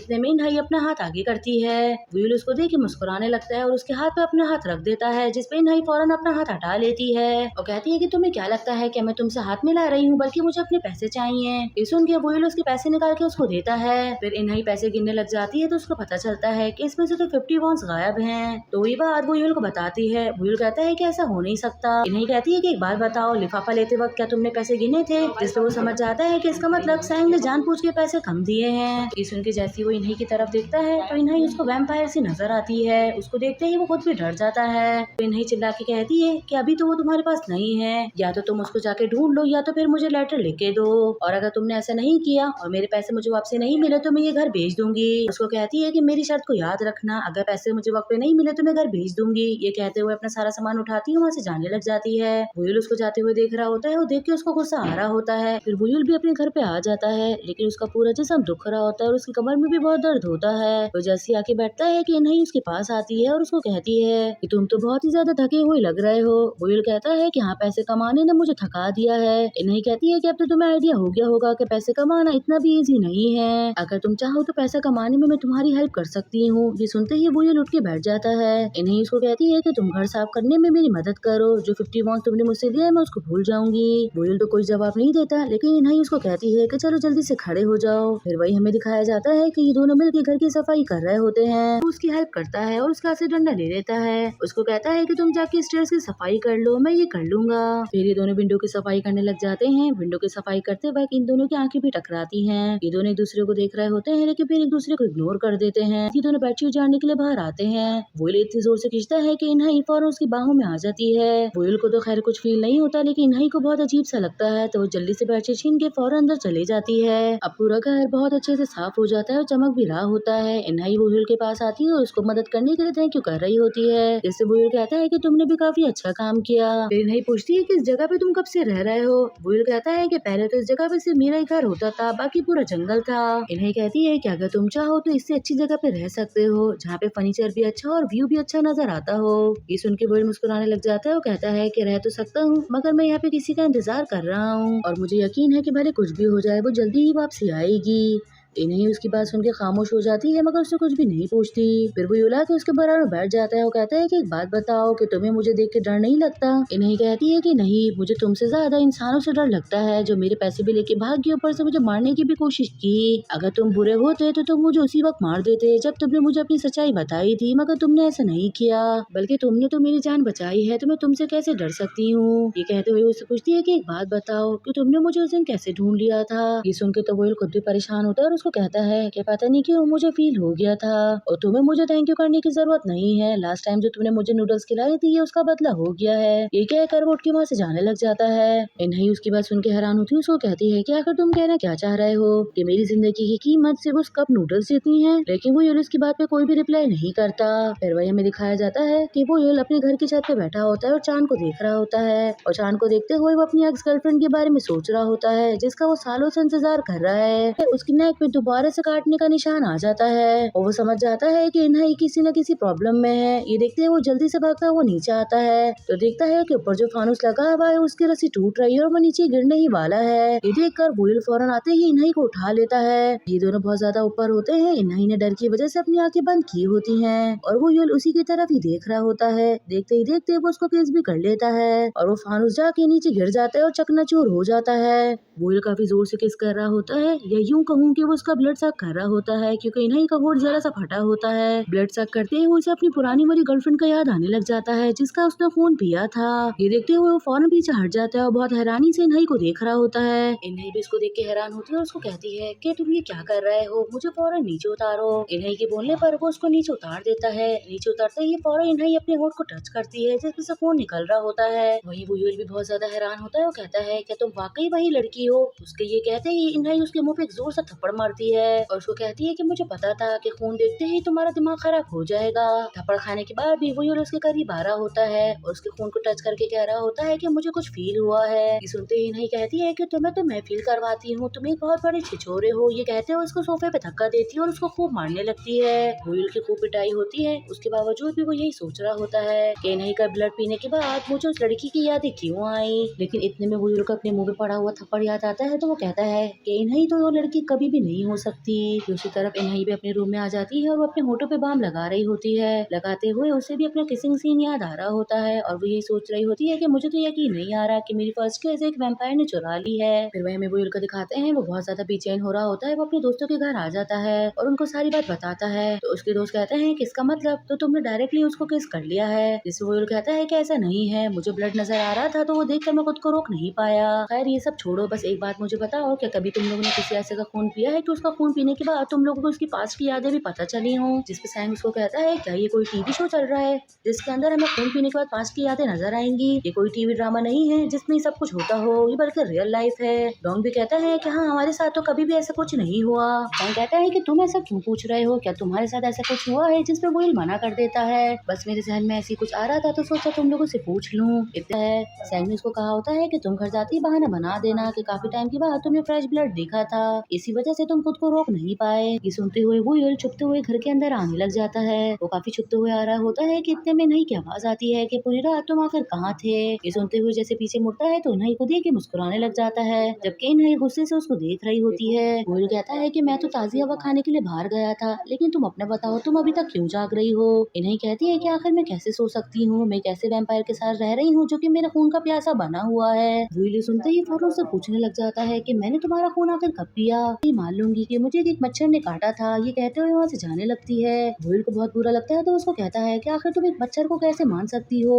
इन्हें कहती है कि यही हमारे लिए अच्छा रहेगा। इस पे वुयल को और गुस्सा आता है और वो कहता है कि मेरे लिए तो ये बहुत ज्यादा हर्ष हो जाएगा। मॉस्किटोस तो बहुत ही ज्यादा बुरे होते हैं। मॉस्किटोस को लेके इन दोनों के बीच में बहस होने लग जाती है और ये दोनों एक दूसरे की बात को नहीं मान रहे होते।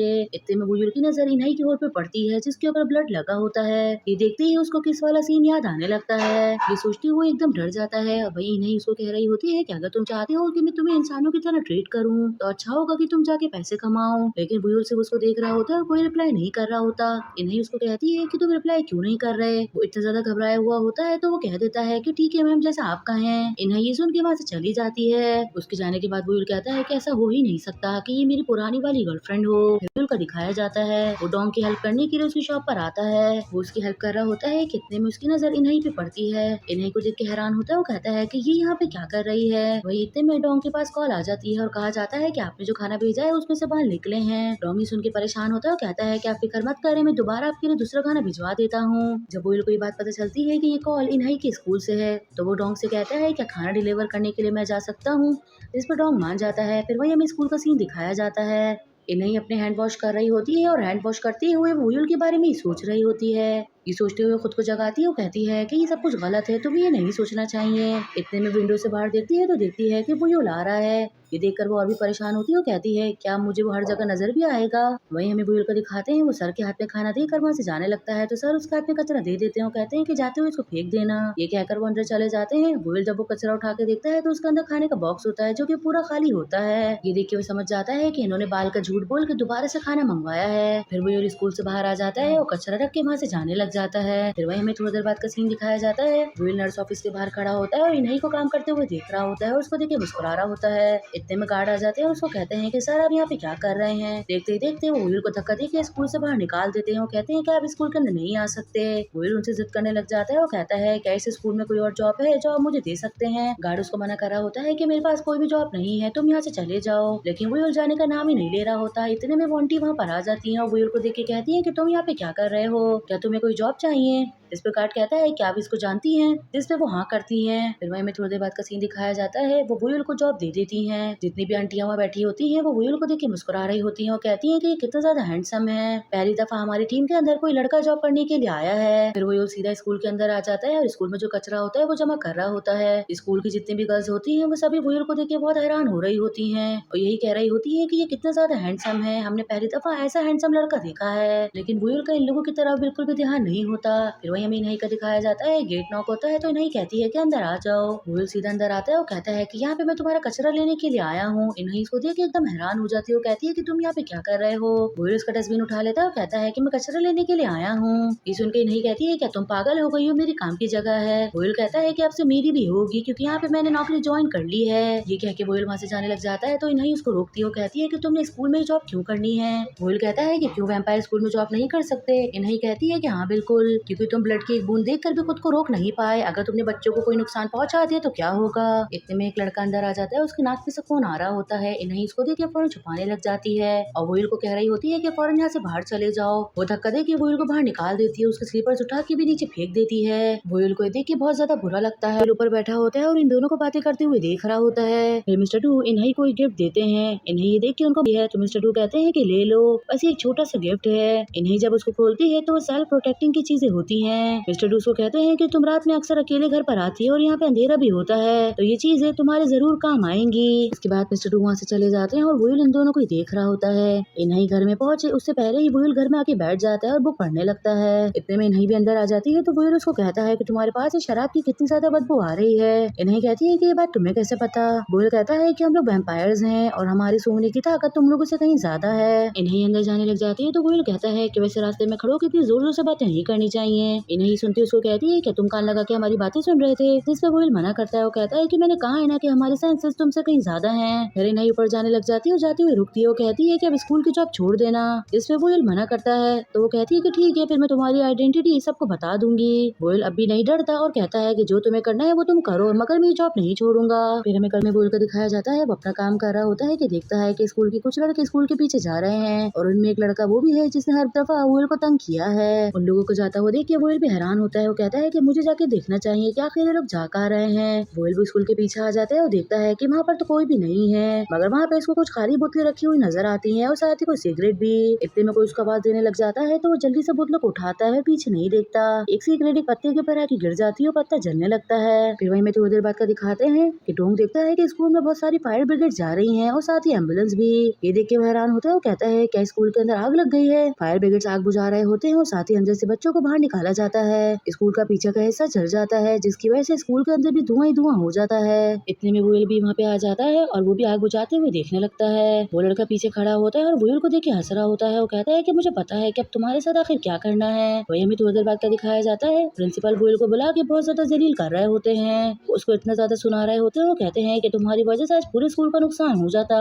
स्कूल को तो छोड़, अगर किसी बच्चे की जान को कोई नुकसान होता तो फिर हम क्या करते और पेरेंट्स को क्या जवाब देते। वोयल प्रिंसिपल को बताता है कि सर मैं स्मोकिंग नहीं करता, मगर सर तो उसकी बात ही नहीं मान रहे होते। आंटी भी वोयल की साइड लेती है। कहती है कि ये तो मेरे बदले का काम कर रहा था।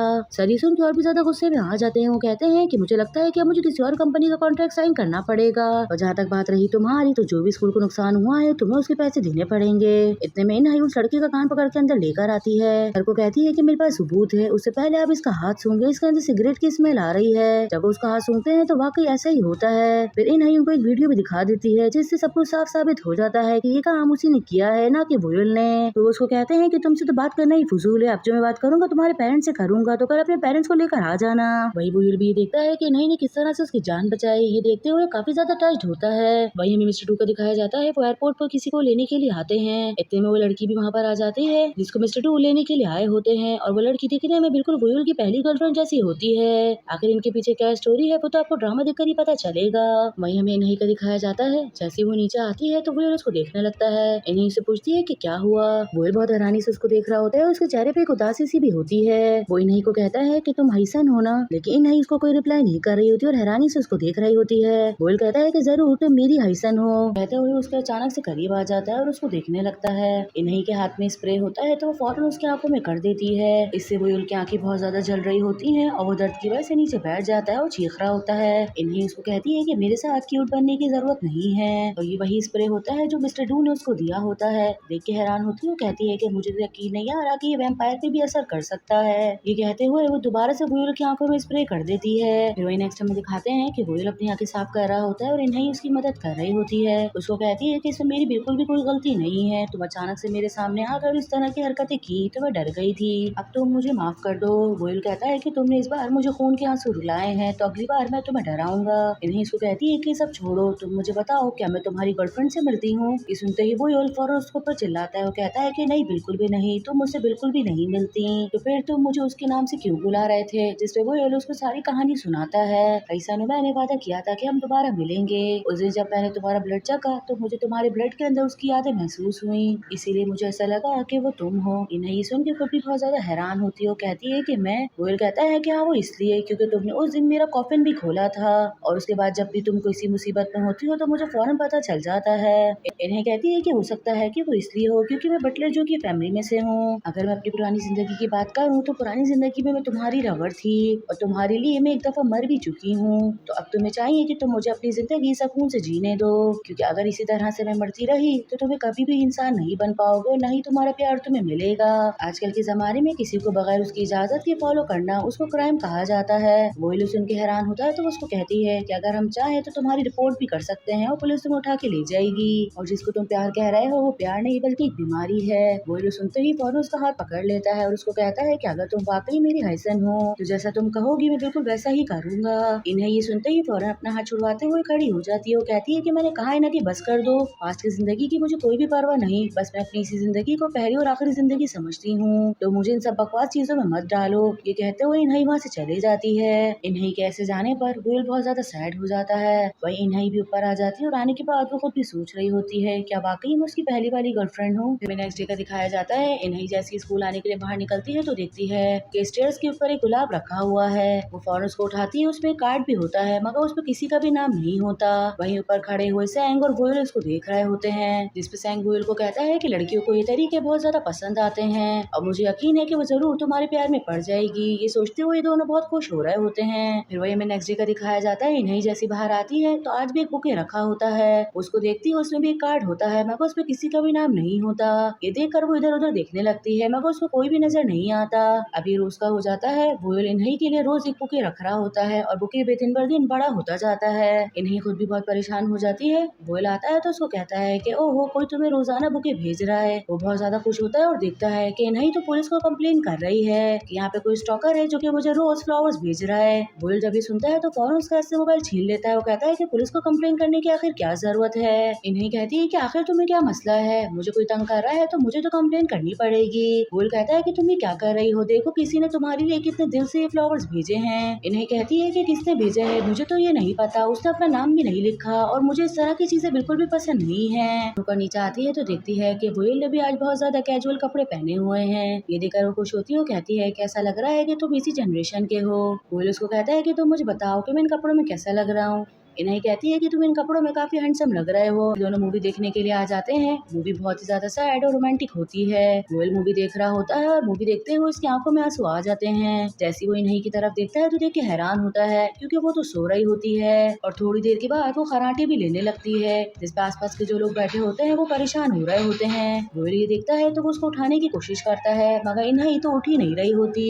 लोगों के उसको देखने की वजह से वोयल खुद भी बहुत ज्यादा एम्बेरस हो रहा होता है तो अपना मुंह छुपा के मूवी देखने लग जाता है। फिर वही में बाहर का सीन दिखाया जाता है। वोयल तेज तेज जा रहा होता है और इन्हें उससे कह रही होती है क्या तुम मुझसे अभी भी नाराज हो, इसमें मेरी गलती नहीं है, कल पूरी रात मुझे नींद नहीं आई इसी वजह से मैं थिएटर में सो गई। वोयल उसको कहता है कि तुम्हें उल्टा मुझे समझाने के बजाय कि कुछ ऐसी हरकतें मत करना जिससे मुझे शर्मिंदगी हो, तुमने ऐसी हरकत की है और तुम्हें पता है कि तुम कितनी जोर जोर से खराटे ले रही थी, ये कितना ज्यादा एम्बेरसमेंट था। इन्हें सुन के खुद भी बहुत परेशान हो जाती है। कहती है कि ठीक है आइंदा की बात से मैं तुम्हारे साथ कहीं पर भी नहीं जाऊंगी। ये कह के वहाँ से जाने लग जाती है। वोयल उसको देख रहा होता है और वो भी उसके पीछे जाता है। वहीं पास ही कैफे के अंदर हाईसेन भी बैठी होती है। इससे ऐसा लग रहा होता है कि वो वोयल के बहुत ज्यादा करीब है। फिर वहीं में स्कूल का सीन दिखाया जाता है। इन्हें बहुत परेशान होती है और अपने प्रिंसिपल से कह रही होती है क्या आप इस बार मेरे कॉन्ट्रैक्ट को रिन्यू नहीं करेंगे, जिसे प्रिंसिपल साफ मना कर देते हैं और कहते हैं कि मैंने कोई और नया डॉक्टर ढूंढ लिया है इसलिए अब तुम यहाँ से जा सकती हो। इन्हें उनसे वजह पूछ रही होती है और मिन्नतें भी कर रही होती है मगर प्रिंसिपल साफ मना करके वहाँ से चले जाते हैं। ये देख कर इन्हें बहुत ज्यादा सैड हो जाती है।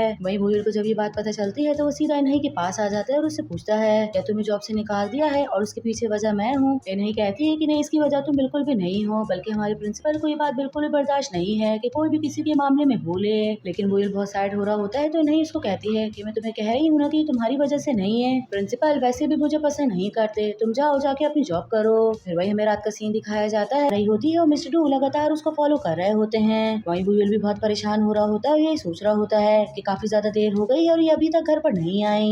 इन्हें घर पर आ जाती है। ड्रंक होने की वजह से उसे सही से चला भी नहीं जा रहा होता।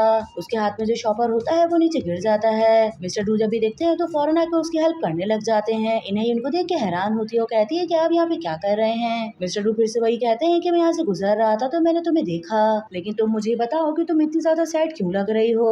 इन्हें उनको बता देती है और कहती है कि मेरी जॉब चली गई है इसीलिए मैंने सोचा कि इस गम को भुलाने के लिए थोड़ी सी ड्रिंक कर लेते हैं, लेकिन अब मैं ठीक हूँ। इन्हें बहुत ज्यादा हंस रही होती है और मिस्टर डू को उसके लिए बहुत ज्यादा बुरा फील हो रहा होता है और उसको यही कहते हैं कि तुम्हारे साथ जितना भी गलत हो जाए तुम यही कहती हो कि तुम बिल्कुल ठीक हो।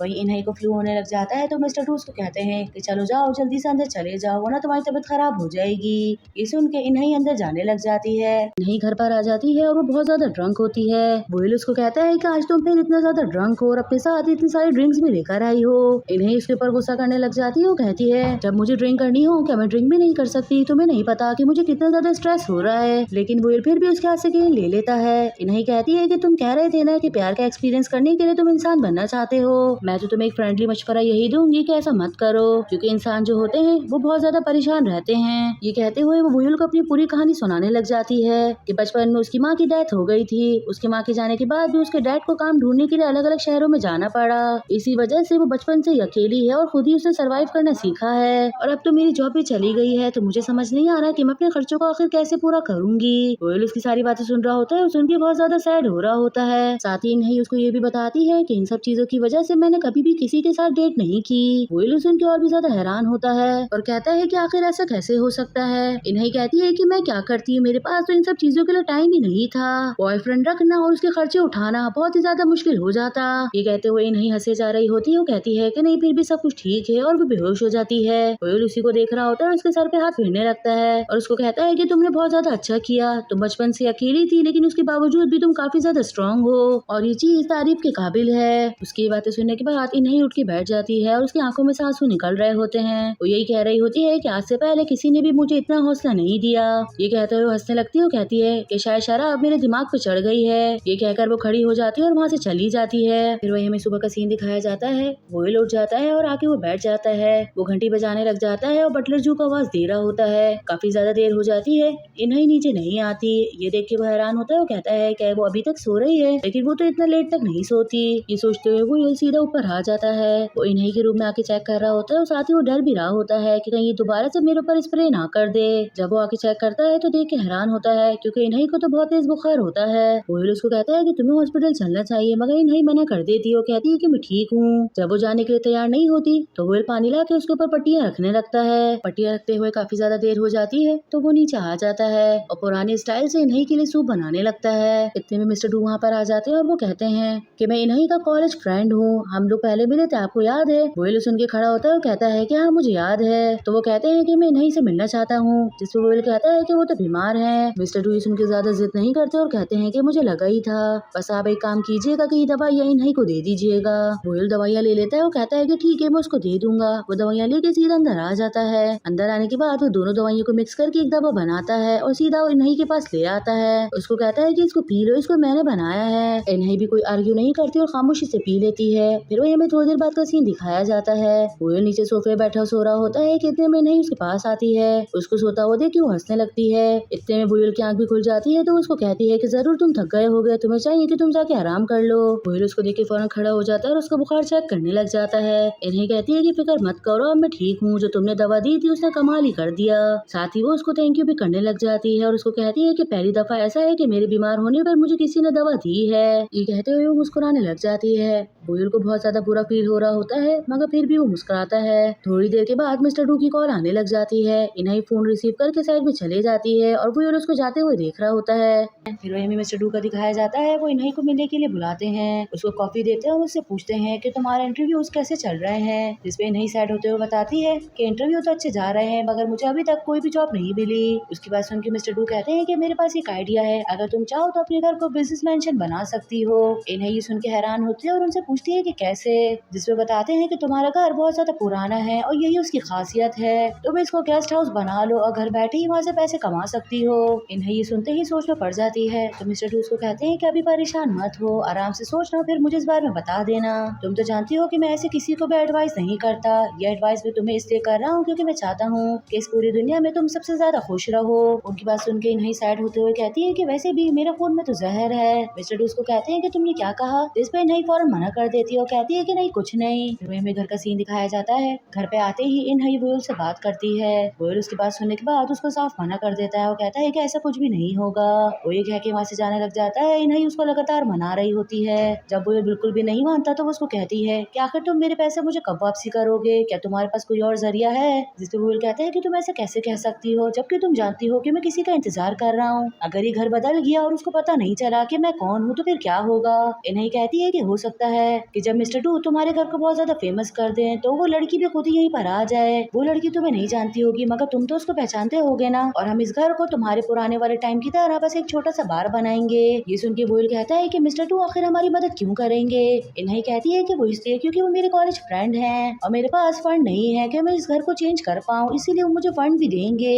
फिर वही में कल सुबह इन्हीं का दिखाया जाता है। वो पूरे घर का नाप ले रही होती है। नाप लेते हुए इंची टेप अचानक से बंद हो जाता है और नीचे गिर जाता है। वो उसको उठाई रही होती है कि इतने में बुयल फौरन वहाँ पर आ जाता है और उसका हाथ पकड़ लेता है। वो उससे पूछ रहा होता है कि कहीं तुम्हें लगी तो नहीं। इन्हें उसका ये बिहेवियर देख के बहुत हैरान हो रही होती है तो उसको कहती है कि नहीं मैं ठीक हूँ। वही हमें थोड़ी देर बाद का दिखाते हैं कि ये दोनों मिलके पूरे घर का नाप ले रहे होते हैं और जो जो इन्होंने नाप लिया होता है इन्हें पूरे नाप को लिख रही होती है और एक नक्शा बना रही होती है। को दिखाया जाता है। वो अपना काम कर रहे होते हैं, उनके पास इन्हीं का मैसेज आता है। इन्हीं ने मैसेज में लिखा होता है जब भी आप फ्री हो तो घर पे आ जाइएगा, हम घर पे बैठ के बात करेंगे। उसका मैसेज देख के वो बहुत ही ज्यादा खुश हो जाते हैं। फौरन भागते हुए अपने असिस्टेंट के पास जाते हैं। वो अपने असिस्टेंट से पूछते हैं कि कल का मेरा क्या शेड्यूल है, जिसपे वो बताता है कि आपकी कल 2-4 मीटिंग्स हैं। ये सुनते ही वो कह देते हैं कि वो इतनी भी जरूरी नहीं है, हम सबको कैंसिल कर दो। असिस्टेंट भी बात सुन के हैरान होता है, लेकिन जब उसको पता चलता है कि इन्हीं के घर जाने की बात हो रही है तो वो समझ जाता है। वही हमें डॉन को दिखाया जाता है। वो अपनी शॉप को लेकर बहुत ज्यादा परेशान होता है और टकबूकी की नई रेसिपी ट्राई कर रहा होता है। इतने में सैंग भी उस वैम्पायर से मिलकर आता है तो वो खुद भी गुस्से में होता है। वो कहता है कि आखिर कब तक हम इस तरह की जिंदगी जिएंगे। मैंने तो सोचा था कि वुयल के उठने के बाद हर चीज बदल जाएगी, मगर ऐसा कुछ भी नहीं हुआ। जिस पे डोंग उसको कहता है कि तुम्हें क्या हुआ, तुम्हारा मूड क्यों खराब है। सैंग बताता है कि आज मैं ली से मिला था, वो अपने पैसों का रोप झाड़ा था। मुझे तो समझ में नहीं आ रहा कि वो इतना ज्यादा अमीर कैसे हो गया है। उसके पास बहुत ही ज्यादा बड़ी गाड़ी भी है। ये कहते हुए बैठ जाता है और बहुत ज्यादा सैड हो रहा होता है। तो डोंग उसको समझाता है और कहता है कि इसमें तो सोचने वाली कोई बात ही नहीं है। उससे जरूर किसी अमीर इंसान की गर्दन के ऊपर अपने दांत रखे होंगे और उसके सारे पैसे चुरा लिए होंगे। सैंग कहता है कि जो भी हो, मगर है तो वो बहुत ज्यादा अमीर। हमें भी अमीर बनना होगा और हमारे अमीर बनने का बस एक ही रास्ता है, हमें वो गोल्डन बार ढूंढने होंगे जो कि वुयल के कॉफिन के नीचे रखे हुए थे। ये सुन के डोंग उससे पूछता है कि एक बात बताओ, क्या वो बार तुमने नहीं चुराए। जिस पे सैंग गुस्सा करने लगता है। वो कहता है कि मैं कितनी दफा कह चुका हूँ कि वो मैंने नहीं चुराए हैं। वहीं हमें वुयल का दिखाया जाता है। नाप लेते हुए इनहाई वुयल के काफी करीब आ जाती है। वुयल बहुत आराम से उसको देख रहा होता है, जिसपे इनहाई उसको कहती है कि आखिर क्या हुआ। वुयल उसको कहता है कि नहीं कुछ नहीं। ये कहते हुए वो उसकी आंखों के अंदर देख रहा होता है और कहता है कि तुम्हारी आंखें, जिसपे इनहाई उसको दूर हटा देती है। जिसपे वुयल उसको कहता है कि तुम्हें क्या हो गया, मैं तो तुम्हारी आंखों के अंदर अपना रिफ्लेक्शन देख रहा हूँ। ये कहते हुए दोबारा से इनहाई के करीब आ जाता है, उसके फेस पे हाथ रख रहा होता है और उसकी आंखों में खुद को देख रहा होता है। इनहाई खुद भी अट्रैक्ट होने लग जाती है, लेकिन इतने मिस्टर डू की कॉल आती है तो उनको दोबारा से दूर कर देती है और कॉल पे बात करते हुए वहाँ से जाने लगती है। मिस्टर डू इनहाई को कहते हैं कि अगर आज फ्री हो तो डिनर पे आ जाओ, मुझे तुम्हें किसी से मिलवाना है। इनहाई फौरन मान जाती है। कहती है कि ठीक है, फिर शाम में मिलते हैं। फिर वही हमें डिनर का सीन दिखाया जाता है। होटल काफी ज्यादा बड़ा होता है। मिस्टर डू के साथ एक और लड़की बैठी होती है जो कि कोई और नहीं बल्कि हाइसन होती है। मिस्टर डू से इंट्रोड्यूस करवाते हैं और कहते हैं कि ये भी मेरी तरह एक रियल एस्टेट कंपनी चलाती हैं और उस कंपनी की सीईओ हैं और इनका नाम है हाइवन। हाइवन इनही को कहती है कि मैंने तुम्हारी बहुत ज्यादा तारीफें सुनी है, आज तुमसे मिलकर मुझे बहुत ज्यादा अच्छा लगा और मैंने सुना है कि तुम एक गेस्ट हाउस खोल रही हो, तो मैं उसके ऊपर इन्वेस्ट करना चाहती हूँ। इनही सुन के हैरान होती है। मिस्टर डू कहते हैं कि मैंने इस बारे में इनको बताया है। पता नहीं मिस्टर डू ने तुम्हें इस बारे में बताया है कि नहीं बताया, मगर मैं इस पेंशन के अंदर काफी टाइम से इंटरेस्टेड हूँ। मगर इस बिल्डिंग को बने हुए 100 साल हो गए हैं, तो क्या आप अब भी इन्वेस्ट करेंगी। हेवन कहती है कि इसी चीज को लेकर तो मैं बहुत ज्यादा क्यूरियस हूँ, कैसी क्या वजह है कि ये बिल्डिंग अभी तक खड़ी हुई है। ऐसा लगता है कि वो घर मुझसे कुछ कहना चाहता है। इनहाई उनकी बातें सुन के बहुत ज्यादा हैरान हो रही होती है। फिर वही हमें दिखाया जाता है कि वो घर पे आ जाती है और यही सोच रही होती है कि पता नहीं क्यों उनको देख के ऐसा लग रहा था कि जैसे मैं उनसे पहले मिल चुकी हूँ या मैंने उनको कहीं देखा है। वही हमें वुयल का दिखाया जाता है। सैंग उनको मिस्टर डू के बारे में बता रहा होता है कि मैंने पूरा दिन उनके ऊपर नजर रखी, मगर उनका पूरा दिन तो सिर्फ काम काम काम में ही गुजरा है। कोई भी ऐसी बात नहीं हुई जो मुझे अजीब लगे। वुयल कहता है कि तुमने बहुत अच्छा काम किया। ये कह के वो जाने लगता है। तो सैंग उसको कहता है कि तुम्हें पता है कि आज मैं किससे मिला, आज मेरी मुलाकात ली से हुई थी। ये सुन के वुयल कहता है तो अच्छा फिर वो कैसा है, अगली बार मिले तो उसको मेरा हेलो करना। वो छोड़ो, तुम नहीं जानते कि वो कितना ज्यादा अमीर हो गया है। मैंने और डोंग ने यही सोचा है कि अब हम भी अमीर बनेंगे और तुम्हारे जो गोल्डन बार खोए हैं हम उनको ढूंढेंगे। वुयल उसकी बात पे कुछ खास हैरान नहीं होता और उसको कहता है क्या वो बार तुमने नहीं चुराए थे। सैंग ये सुनते ही गुस्से में आ जाता है। वो कहता है कि तुम लोग को यकीन क्यों नहीं आ रहा, जबकि मैं बता चुका हूँ कि मैंने नहीं चुराए। अब तुम्हें मैं बार ढूंढ कर ही रहूंगा, तभी तुम लोग को यकीन आएगा कि मैं चोर नहीं हूँ। और मिलने के बाद उसको बराबर का बांट लेंगे। वुयल कहता है कि बराबर का नहीं बल्कि हाफ हाफ बांटेंगे। ये सुनकर ये दोनों डील कर लेते हैं। फिर वही हमें कल सुबह का सीन दिखाया जाता है। मिस्टर डू घर पर आ जाते हैं और पूरे मेंशन को देखने लग जाते हैं। इतने में वुयल भी आता है और उनको हेलो करने लगता है। मिस्टर डू उनसे मिलकर खुश होते हैं और कहते हैं कि मुझे बहुत खुशी होगी कि मैं आपके साथ काम करूंगा। जिसपे वुयल भी कहता है कि हाँ मुझे भी। इन्हीं कहती है कि मेरे साथ चले, मैं आपको पूरे घर का टूर करवा देती हूँ।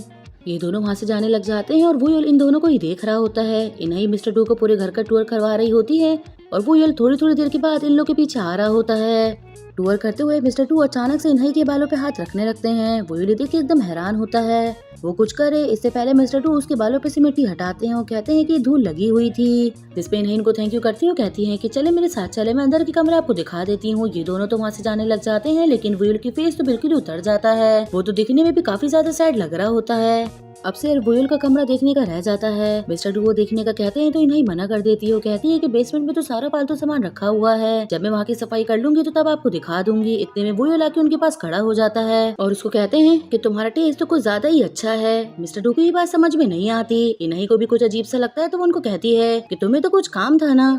इससे मिस्टर डू साफ मना कर देते हैं और कहते हैं कि नहीं, मुझे तो कोई काम नहीं है। ये सुन के मिस्टर डू इन्हीं को कहते हैं कि अगर तुम्हें बुरा ना लगे तो क्या तुम मुझे एक कप कॉफी पिला सकती हो। ये सुन के इन्हीं उनके लिए कॉफी बनाने के लिए चली जाती है और ये दोनों बैठ के बात करने लगते हैं। मिस्टर डू वुयल से बैठ के बात कर रहे होते हैं और उसको कहते हैं कि मुझे एक बात बताओ कि तुम्हारा और इन्हीं का आखिर क्या रिश्ता है। जिसपे वुयल कहता है कि हमारा रिश्ता सिर्फ एक मालिक मकान और एक खरीदार का है, लेकिन ऐसा लग रहा है कि तुम इस चीज को लेके कुछ ज्यादा परेशान हो। मिस्टर डू कहते हैं कि हाँ, मैं बहुत ज्यादा परेशान हूँ। जिसपे वुयल उनसे परेशान होने की वजह पूछता है। मिस्टर डू कहते हैं कि मुझे तुम दोनों का एक साथ एक घर में रहना अच्छा नहीं लगता और इस चीज के लिए मैं बहुत ज्यादा परेशान होता हूँ। वुयल कहता है कि तुम इन्हीं के बारे में क्या सोचते हो। जिसपे मिस्टर डू कहते हैं कि वो मेरी एक बहुत अच्छी दोस्त है और ये वो लड़की है जिसको मैं खुद प्रोटेक्ट करना चाहता हूँ। वुयल का आंसर सुनने के बाद वुयल थोड़ा सेटिस्फाई लग रहा होता है, मगर वो कोई भी जवाब नहीं देता और मुस्कुरा के उनको देख रहा होता है।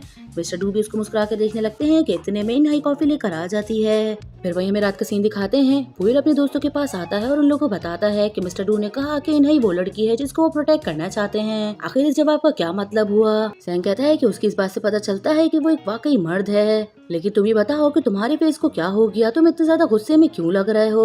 वुयल कहता है कि नहीं, मैं तो गुस्सा नहीं हूँ, मेरे फेस को क्या होगा।